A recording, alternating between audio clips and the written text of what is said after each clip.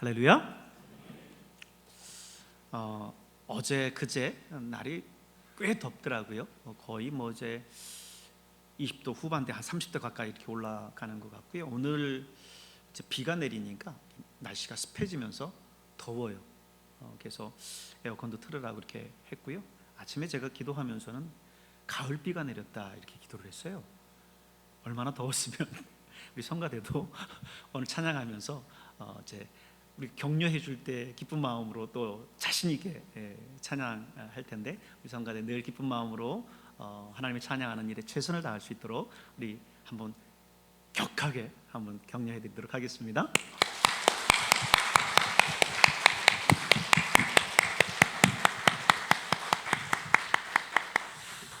감사합니다. 우리가 살아가면서 인생에 여러 가지 문제를 만나고 또 그 문제에 대해서 고민하고 극복하고 이렇게 헤쳐나가지만 사실 자식의 문제만큼은 쉽지 않은 것 같아요. 이 문제는 세상에 어떤 부모도 피해갈 수 없는 문제입니다. 분명히 내가 낳은 자식인데, 그죠? 10달 동안 내 뱃속에 있다가 낳은 자식인데 키우다 보니까 내 맘 같지 않아요. 품 안의 자식이다라고 하는 말처럼 품 안에 있을 때는 그래도 좀 말을 좀 듣는 것 같은데, 조금 머리 크면서 시작하면서 이제는 부모님 말도 안 듣죠. 자식 문제로 소갈이 한 번 안 하고 또 눈물 한 번 안 흘려본 부모는 없을 거예요. 그만큼 자식이라고 하는 문제는 참 어려운 문제인 것만은 분명합니다. 부부는 촌수가 없는 무촌이라고 그러죠. 그래서 갈라서면 남이 됩니다. 여러분 지금 화면에 보시면 보이지만 님이었다가도 점 하나만 빼면 남이 돼요. 또 반대로 남이었다가도 점 하나만 찍으면 님이 됩니다. 언제서든지 갈라서면 남이고요, 또 마음 맞아서 결혼하면 어느새 또 부부가 됩니다. 그런데 이 자식과 부모는 그렇지가 않아요. 자식과 부모는 일촌간이라고 그러죠. 자식은 갈라선다고 해서 남이 될 수가 없습니다. 반납도 안 돼요. 예전에 제가 예수 안 믿는 우리 아버지가 제가 교회 다닌다고 역정을 내시면서 호적에서 파내겠다고 말씀하시더라고요. 근데 여러분, 호적에서 뺀다고 자식이 아닌가요? 자식은 어쩔 수 없이 그냥 자식인 겁니다. 그래서 자식은 5살 때부터 효도를 5살 때까지 효도를 다 한다라고 하는 말이 있는데, 커가면서 미운 몇 살, 중2병, 사춘기, 질풍노도의 시기, 이런 이야기를 많이 하지만 그 모든 시기들을 사실 거치면서 부모의 가슴은 빨갛게 멍이 듭니다. 자식을 낳고 키워봐야, 내가 직접 엄마가 되어보고 아빠가 되어봐야 엄마 마음 알고 또 아빠 마음 아는 거죠. 근데 더욱 힘든 거는 이 자식이 크면 걱정 안 하게 될 줄 알았는데, 자식이 커도 역시 자식이더라라는 거죠. 성경 속 부모들의 모습도 동일한 것 같습니다. 성경을 보면 그가 훌륭하다라고 해서 자식 문제까지 잘 푸는 건 아니에요. 이스라엘의 성군이라고 하는 다윗이 그랬죠. 그는 이스라엘 역사에서 가장 빛나는 인물입니다. 그래서 이스라엘 국기를 보면 다윗의 별이 거기에 있지 않습니까? 그들이 기다리는 메시아도 이 다윗과 같이 이스라엘 최대의 번영을 가져다 줄 인물을 기다린다라고 하는 의미 속에서 아마 그들의 국기 속에 다윗의 별을 넣어놓지 않았을까 생각합니다. 그런데 그런 다윗 역시 자식 문제만큼은 어쩌질 못했어요. 그의 큰아들 압살롬을 보십시오. 아버지 다윗 왕에게 반란을 일으켜서 다윗은 신발도 제대로 신지 못한 채 궁에서 도망 나옵니다. 더구나 이 압살롬은 자기 아버지의 첩들을 만 백성들이 보는 앞에 백주 대낮에 성막로에서 강간을 합니다. 폐륜도 이런 폐륜이 없습니다. 또 성직자가 정도 다 성공하는 게 아니에요. 누가 그러더라고요. 목사님 자녀들은요, 뭐 아니면 도래요. 뭐 아니면 또 잘하면 정말 잘 되는데 또 아니면 완전 삐뚤어진다는 거죠. 성경 속에 엘리 제사장이 가장 대표적인 경우인데, 그가 택한 자녀 교육의 방식은 방임입니다. 요즘 젊은 부부들 상당수가 택하는 그런 방법이 아닐까 이렇게 생각이 들기도 하는데, 그가 맞이한 이 방임의 결과가 어땠는지를 우리는 두려운 마음으로 또 볼 필요가 있습니다. 여러분이 아시다시피 엘리 제사장의 결과는 참혹했어요. 이스라엘 제사장 제도는 세습제라서요, 엘리의 두 아들도 제사장이 됐습니다. 근데 하나님께 드릴 제물을 제사도 드리기 전에 먼저 손을 대요. 또 제사 지내러 온 그 여인들, 성소에서 섬기는 그 여인들을 겁간을 합니다. 결국 이 두 아들은 비참한 죽음을 당하게 되고, 이 소식을 들은 엘리 역시 의자에서 뒤로 넘어가서 목이 부러져 죽고 말지요. 여러분, 어떻게 여러분은 이 자녀의 문제를 잘 풀고 계십니까? 아니면 잘 푸셨습니까? 아유, 이제 우리 애들은 다 커서요, 자식 걱정 없어요 하는 분들 계신가요? 아닙니다. 자식은 아무리 커도 항상 자식은 자식인 거예요. 부모가 눈 감는 날까지 풀어야 할 난제입니다. 지금도 7, 80이 넘는 우리 노 권사님들을 만나 상담하고 또 신방을 하다 보면, 목사님 기도해 주세요 하면서 눈물을 훔치는 분들이 많아요. 저도 그 앞에서 마음이 얼마나 아프고 마음이 무거운지 모릅니다. 아직 짝이 없다, 배우자를 위해서 기도해 달라 하면서 애타하는가 하면, 그렇게 결혼했는데 이혼하겠다고 득달같이 부모 찾아와서 싸우는 자식 때문에 이 일을 어쩌면 좋냐고 눈물을 흘리는 부모들이 있어요. 사업이 부도나서 집까지 담보 잡혀서 오갈 데 없다라고 그렇게 하소연하는가 하면, 술 먹고 사람 쳐서 구치소에 있으니 이를 어쩌면 좋냐고 또 호소하면서 가슴을 두드립니다. 자식 문제는 참 죽는 날까지 풀어야 할 문제 중에 문제가 아닐 수 없습니다. 그러면 여러분, 성경은 여기에 대해서 어떤 답을 우리에게 주고 있을까요? 오늘 본문 말씀을 보면 뭐라고 말씀하고 있어요? 4절의 말씀을 다시 한번 읽어볼까요? 또 아비들아, 너희 자녀를 노엽게 하지 말고 오직 주의 교훈과 훈계로 양육하라 그럽니다. 먼저 뭐라고 말씀하고 있어요? 자녀를 노엽게 하지 말라 그럽니다. 자녀를 노엽게 하지 말라. 이 말은요, 굉장히 소극적인 해법을 제시해 주고 있는 거고요, 한 걸음 더 나아간다라고 하면 아이들의 열렬한 지지자가 되어달라고 하는 겁니다. 믿어주고 이해해주고 사랑해주고 의지할 대상이 되어주라고 하는 거예요. 세상이 다 나를 버려도 엄마는 나를 버리지 않는다.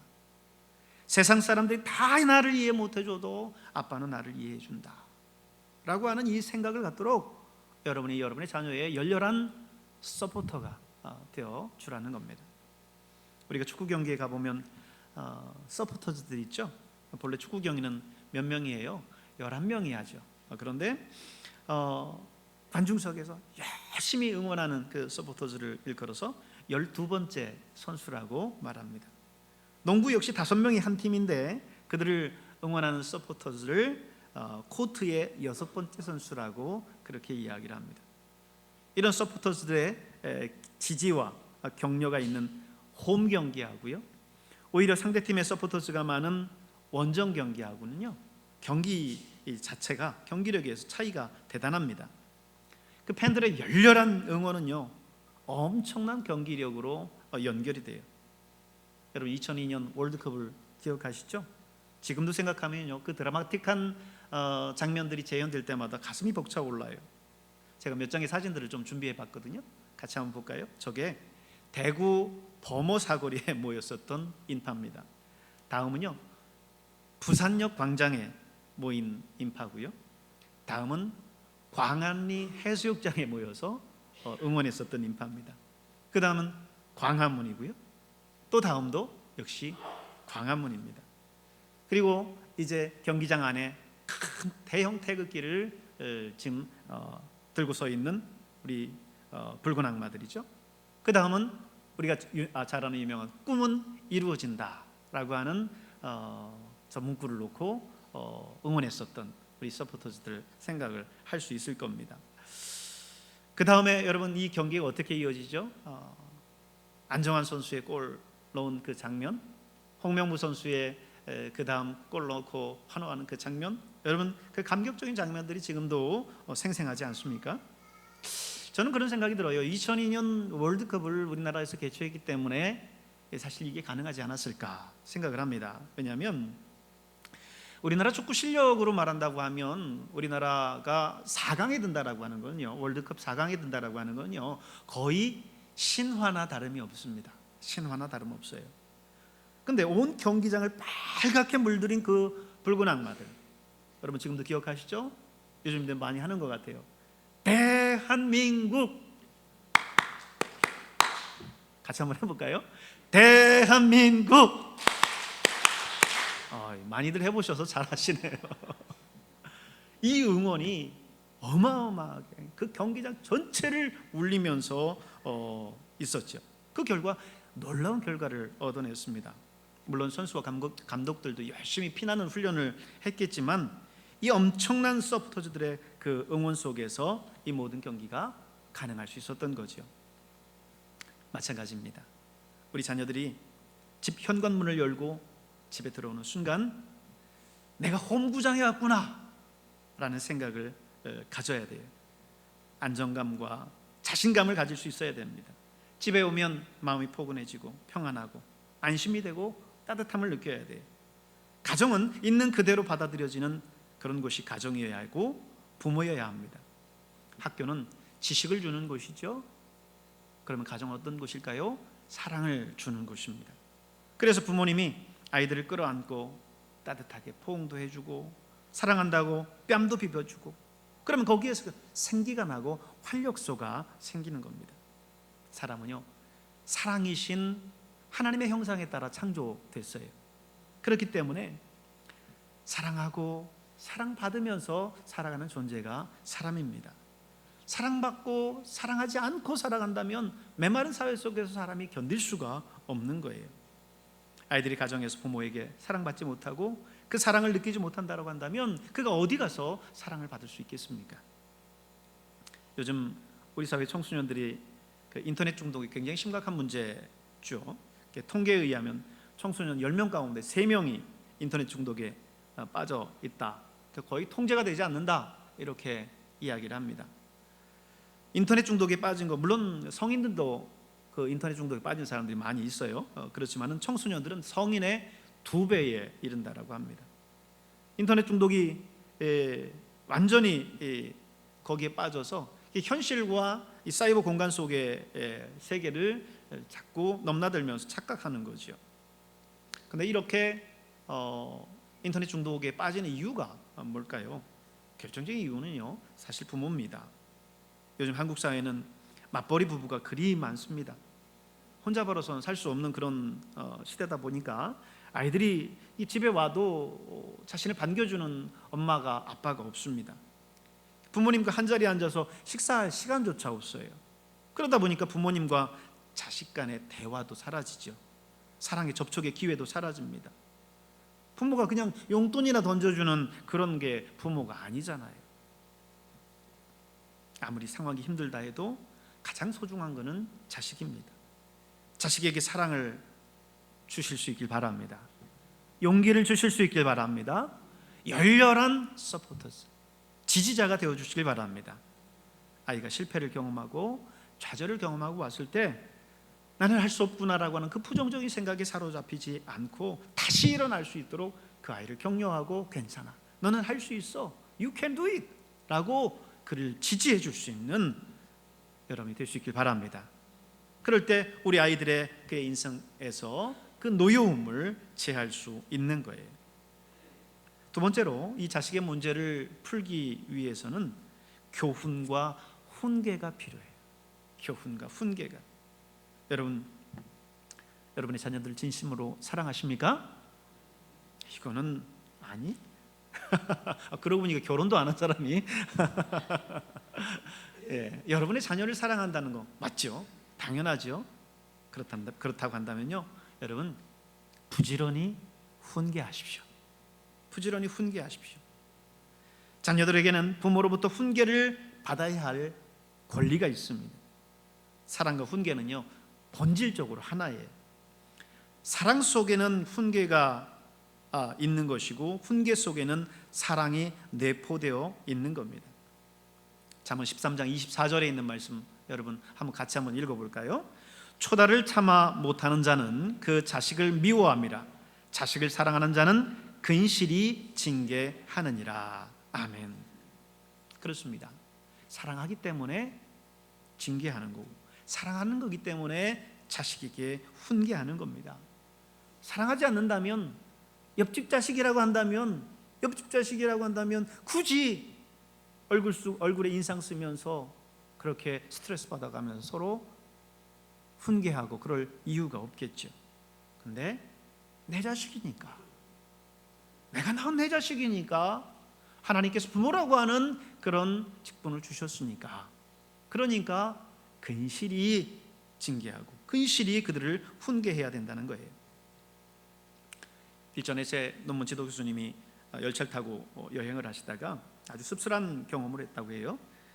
아이 둘이 기차 통로를 오가면서 그냥 정신없이 떠들어대는데 그냥 그 기차 안이 순식간에 시장 바닥이 되더라는 거예요. 근데 아이 엄마는 그런 아이를 가만히 놔두다는 거죠. 그래서 교수님이 이야기를 했대요. 그 아이들 좀 조용히 좀 시켜주세요, 이렇게 이야기를 했다고 합니다. 그랬더니 굉장히 기분 나쁜 표정으로 마지못해서 아이들을 부르더랍니다. 그리고 혼잣말도 아니에요, 다 들리도록, 아니 아이들이 다 그런 거지, 별꼴이야. 그리고는요, 우리 교수님이 하시는 말씀이, 제가 갑자기 별꼴이 됐습니다. 이렇게 이야기를 하더라고요.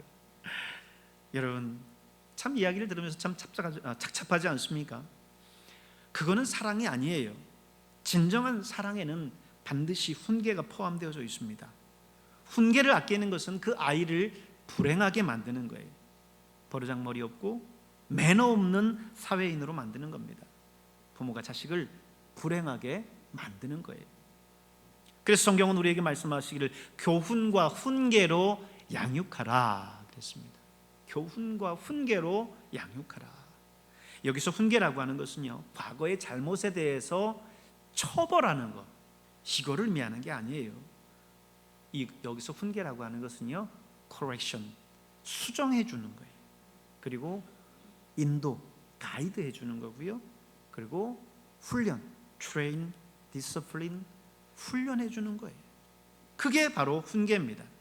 사랑하기 때문에 바로잡아 주는 거고요, 아끼기 때문에 가르치고 훈련하는 거예요.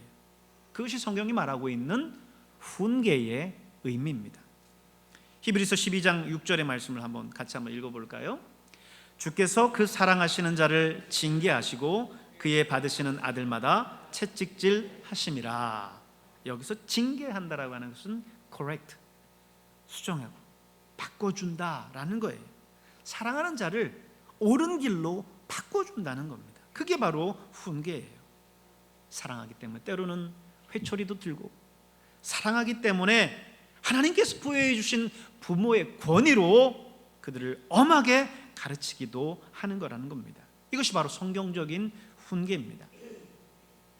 부모는 아이들이 부모의 쓰라를 떠날 때까지 책임을 져야 돼요. 아니, 주님 나라 갈 때까지 책임을 져야 됩니다. 그렇지 않으면 그것은 책임을 회피하는 거고요, 하나님께서 우리에게 주신 이 부모의 직무를 유기하는 겁니다. 여러분, 그렇습니다. 자식이 잘 되길 원한다면 사랑과 훈계가 필요해요. 자녀를 노엽게 하지 않고 사랑하며 교훈과 훈계로 양육해야 돼요. 근데 여러분, 더 중요한 게 여기 있어요. 어떤 걸까요? 그것은 사랑과 훈계를 하는데 어떻게 한다고요? 주의 교훈과 훈계로 하라는 거예요. 주의 교훈과 훈계로. 주님이라고 하는, 신앙이라고 하는 전제가 있다는 거죠. 아이들을 신앙으로 키워야 한다는 겁니다. 그래서 세 번째가 주의 교훈과 훈계로라는 거예요. 주의 교훈. 미국 아이오와주의 어느 마을에 교회학교 교사가 있었는데, 길거리를 나오는데 보니까 4명의 어린아이가 거기에서 흙장난을 하고 놀고 있어요. 그래서 얘들아, 길거리에서 흑장난할 거야 아니라 지금은 교회 가서 예수 믿고 하나님을 섬겨야 되는 거야 하면서 그 아이들을 교회로 인도했다고 해요. 그랬더니 기특하게도 그 아이들이 흙을 털털 툴더니만은 기쁘게 따라왔대요. 그래서 선생님은 그 아이들을 교회에 데리고 왔고, 그래서 그때부터 그 아이들을 양육해서 청년이 될 때까지 이 아이들을 잘 가르쳤다고 합니다. 세월이 흘러서 이 주일학교 교사가 은퇴할 나이가 됐습니다. 근데 은퇴식 때에 4통의 편지가 왔어요. 한 통은 중국 선교사에게서 왔고요, 한 통은 미국 연방은행 총재에게서 왔고요, 또 다른 한 통은 대통령 비서실장에서 왔고요, 그리고 또 마지막 한 통은 겉봉에 후보라고 써 있었습니다. 미국의 31대 대통령입니다. 거기 이런 글이 적혀 있었다고 그래요. 선생님이 우리가 길거리에서 흑장난할 때 우리를 불러서 예수 믿게 한 결과 제가 주님 말씀대로 살아서 오늘 이 자리에 이르게 됐습니다. 여러분, 어린아이 때 예수 믿고 하나님을 섬기게 했더니 하나님께서 복 주셔서 세계적인 지도자로 만들어 주셨어요. 여러분, 그렇습니다. 어린아이에게 교육시키는 거 중요해요. 좋은 학교 들어가게 하는 거 중요합니다. 필요한 세상 것들을 주는 것도 중요해요. 그러나 가장 중요한 것은 예수 믿고 하나님을 섬기는 거예요. 신앙을 선물로 주는 것이 가장 큰 선물이에요. 여러분이 여러분의 자녀들에게 무엇을 선물하겠습니까? 여러분이 여러분의 자녀들에게 무엇을 유산으로 남겨주시겠습니까? 다른 어떤 것, 재산과 재물도 중요하겠지만 가장 중요한 것은 신앙이에요. 하나님을 믿는 신앙입니다. 그래야 우리 아이들이 진정한 사람으로 클 수 있어요. 하나님을 기쁘시게 하는 사람, 우리 민족과 세계가 필요로 하는 사람, 사람을 기쁘시게 하고 역사가 필요로 하는 사람으로 성장할 수 있는 겁니다. 여러분, 신앙으로 자녀들을 키우실 수 있길 바랍니다. 아이들은 금방 커요. 금방 우리 곁을 떠납니다. 그날이 오기 전에 아이들에게 하나님을 만날 수 있도록 해야 돼요. 그리고 언젠가 우리 역시 이 세상을 떠나게 될 거예요. 자녀들을 이 세상에 남겨둔 채 떠나게 될 겁니다. 여러분, 그때까지 꼭 우리 주님 잘 믿는 자녀들이 되라고 늘 주의 교훈과 훈계로 양육하시길 바랍니다. 잠언 22장 6절에 보니까요, 마땅히 행할 길을 아이에게 가르치라. 그리하면 늙어도 그것을 떠나지 아니하리라 그랬습니다. 하나님의 말씀을, 신앙을 어려서부터 우리에게 아이들에게 심어주잖아요. 그가 자라서 혹 신앙을 떠나서 세상 가운데 빠져 있을 수도 있어요. 그러나 그때마다 신앙적인 양심을 그들이 이제 찾게 돼요. 그리고 마침내는 하나님 앞에 돌아오게 됩니다. 그러므로 여러분, 우리 아이들에게 마땅히 행할 이 신앙의 길들을 가르쳐 주시는 여러분 되시기 바랍니다. 그러나 이것은요, 그저 말로 한다고 되는 게 아니에요. 예수 잘 믿어라, 교회 열심히 다녀라 말한다고 되는 게 아니에요. 왜냐하면 자식들은 우리의 모든 행동 하나하나, 말 하나하나를 그대로 보고 배웁니다. 우든 바울이라고 하는 나무 그릇이라고 하는 예화가 있어요. 할아버지를 모시고 사는 가정이 있었는데 할아버지가 연로하셔서 수전증이 있었어요. 항상 이렇게 밥을 이렇게 드시다 보면 수전증 때문에 밥도 흘리고 밥그릇도 놓쳐서 깨트리고 하게 일쑤였어요. 그래서 한 번은 아들이 시장에서 나무 그릇을 사왔습니다. 할아버지가 하도 이 그릇을 깨트리고 하니까 나무 그릇을 사온 거예요. 근데 어느 날 외출했다가 돌아와 보니까 어린 아들이 열심히 나무를 깎고 있어요. 그래서 아들아, 너 지금 뭐하니? 물었어요. 그랬더니 이거요, 지금 나무 그릇 만드는 거예요. 그 아들은 그렇게 생각했을 거예요. 할아버지 드실 나무 그릇 만드는가 보다. 그래서 아니 그거 어디다 쓰려고? 그랬더니 아빠도 나이 먹으면 할아버지처럼 되실 거 아니에요. 그때 아빠 쓰시라고 나무 그릇 만들고 있어요 라고 이야기를 했다고 해요. 그래서 그 아들이 아들의 모습을 보면서 많은 것을 깨달았다고 합니다. 부모는 자식의 거울입니다. 아이는 부모를 보고 배워요. 말도 버릇도 다 부모 판박이가 자식이거든요. 그래서 우리의 삶의 행동 하나하나가 조심스러울 수밖에 없습니다. 그래서 자식이라고 하는 것은 참 영원히 우리의 삶에 있어서 난제 중에 난제인 거죠.